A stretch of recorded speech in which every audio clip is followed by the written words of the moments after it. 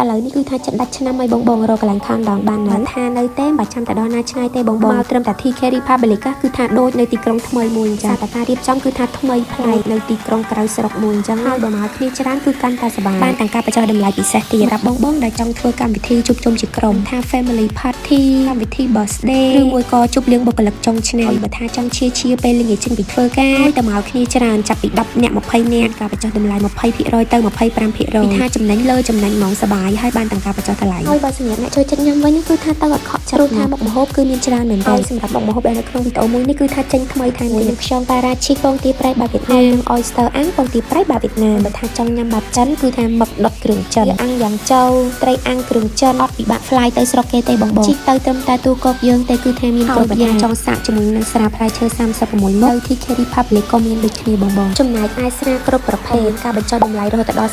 33% ញ៉ាំច្រើនប៉ុណ្ណាក៏អស់លុយតិចដែរមុខម្ហូបឆ្ងាញ់ហើយបរិយាកាសកាន់តែល្អទៀតបន្ថែមជាមួយនឹង show ពិសេសនិយាយរួមគឺថាអត់ឲ្យទំនេរភ្នែកអត់ឲ្យទំនេរអារម្មណ៍បងចំណាយពេលម្ដងគឺដកចិត្តដកជាប់អារម្មណ៍ TK Republic គឺតែងតែនាំមកនូវភាពសប្បាយរីករាយជូនបងរួមជាមួយនឹងការបញ្ចុះតម្លៃពិសេសមែនទែនទាំងអស់គ្នាគឺអាចធ្វើការ booking ដើម្បីទទួលបាននូវ promotion ជាច្រើនសម្រាប់ការបញ្ចុះតម្លៃនេះគឺមានចាប់ពី 20% ទៅ 33% ការ promotion នេះគឺមានជារៀងរាល់ថ្ងៃ Enjoy your night at TK Republic